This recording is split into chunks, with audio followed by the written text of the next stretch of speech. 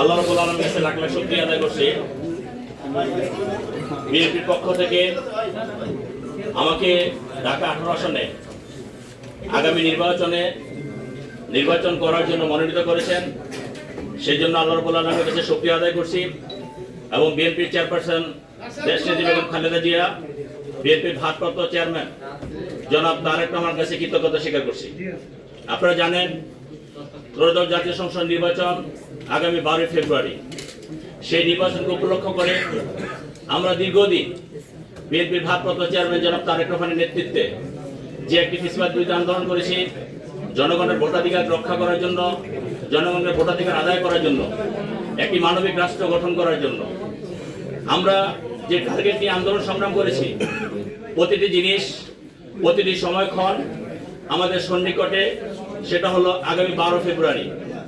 আগামী 12 ফেব্রুয়ারি আমি আশা করি তত্ত্বাবধায়ক সরকারের চিফ অ্যাডভাইজার ডক্টর ইউনূস সাহেব যে প্রতিশ্রুতিবদ্ধ হয়েছেন যে বাংলাদেশের ইতিহাসে একটি সুষ্ঠু নির্বাচন হবে, এবং আমরা সেটা বিশ্বাস করি, এবং আমরা বিএনপি পরিবারের প্রতিটি নেতাকর্মী আমরা সেটাকে বাস্তবায়ন করার জন্য আমাদের স্ব অবস্থান থেকে আমরা সর্বোচ্চ সহযোগিতা তত্ত্বাবধায়ক সরকারকে করছি এবং করে যাব ইনশাআল্লাহ।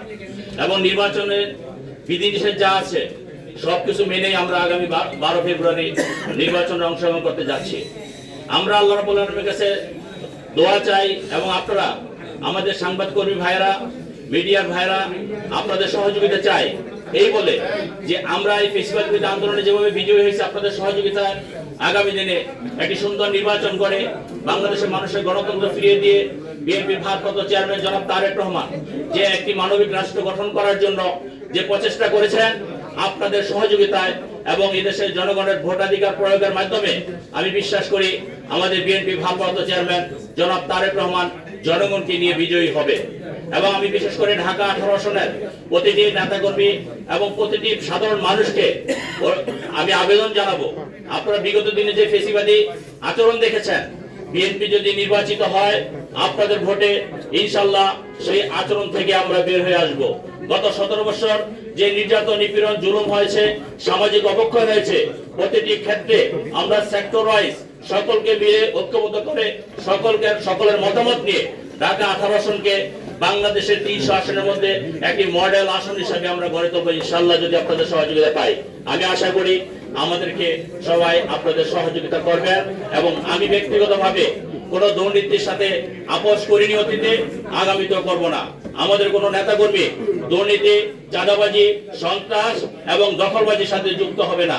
আমাদের কোন নেতাকর্মী মাদকাসক্ত, কিশোর গ্যাং কোনো কিছুর সাথে জড়িত হবে না, এবং কোন দখলবাজির সাথে জড়িত হবে না। আমি বিশ্বাস করি আমরা সকলে ঐক্যবদ্ধভাবে আমরা যদি আগামী দিনের তারেক রহমানের নেতৃত্বে একটি সুন্দর বাংলাদেশ গড়ার যে প্রত্যয় দেখছি, যে প্রত্যয় ব্যক্ত করছি, আপনাদের সহযোগিতা, জনগণের সহযোগিতা যদি আমরা পাই ইনশাআল্লাহ আমরা সেটা বাস্তবায়ন করতে পারবো। আমাদের যে স্লোগান সবার আগে বাংলাদেশ, ইনশাআল্লাহ আমরা সেই স্লোগান থেকে আমরা আগামী দিনে বাংলাদেশকে এগিয়ে নিয়ে যাব। সকলকে ধন্যবাদ। এবং আমি আরেকটি কথা বলি, আপনারা জানেন আমাদের নেত্রী দেশনেত্রী বেগম খালেদা জিয়া মুমূর্ষু অবস্থায় আছেন।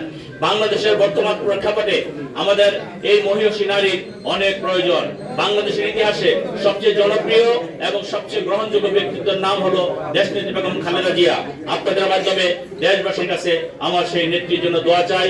আল্লাহ রাব্বুল আলামিন যাতে আমাদের নেত্রীকে সুস্থ করে আগামী যে নির্বাচন, সেই নির্বাচনে 3টি আসনে তিনি মনোনয়ন নিয়েছেন, তিনি যাতে আমাদের সাথে, আমরা যত ওনার সাথে ওনার সন্তান হিসাবে থেকে সেই নির্বাচনে অংশগ্রহণ করতে পারি, সেই দোয়া চেয়ে আজকের মধ্যে বিদায় নিচ্ছি।